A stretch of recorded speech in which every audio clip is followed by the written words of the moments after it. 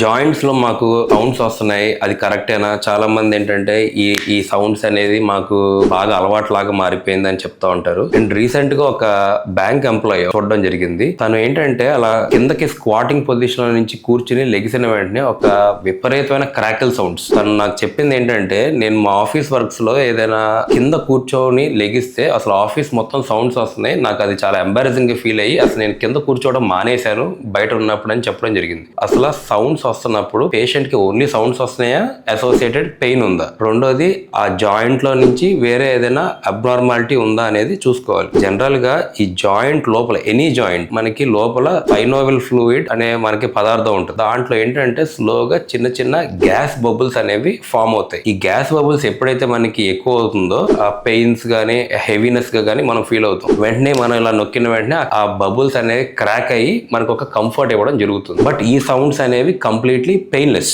అలాగే కొన్ని మోకాళ్ళ నుంచి సౌండ్స్ వస్తూ ఉంటాయి, అవి కొంచెం పెయిన్ తో ప్రెసెంట్ అవుతాయి. అలాంటప్పుడు ఏంటంటే ఏదైనా లోపల ఉన్న వాషర్ టేర్ గానీ పక్కన ఉన్న టెండాన్ ఏదైనా స్నాప్ అవడం గానీ, అప్పుడప్పుడు లూజ్ బాడీస్ అరుగుదల వల్ల ఏదైనా ఒక చిన్న కార్టిలేజ్ లూజ్ బాడీ కింద ఫామ్ అయ్యి జాయింట్లు మూవ్ అవడం వల్ల ఈ సౌండ్స్ వస్తాయి. సో మనం దేని వల్ల ఈ సౌండ్స్ వస్తున్నాయి, అది మనకి పెయిన్ జనరేట్ చేస్తుందా, పెయిన్ జనరేట్ చేయట్లేదా అనే దాన్ని బట్టి మనం అడ్వైస్ ఇవ్వడం జరుగుతుంది. Thank you.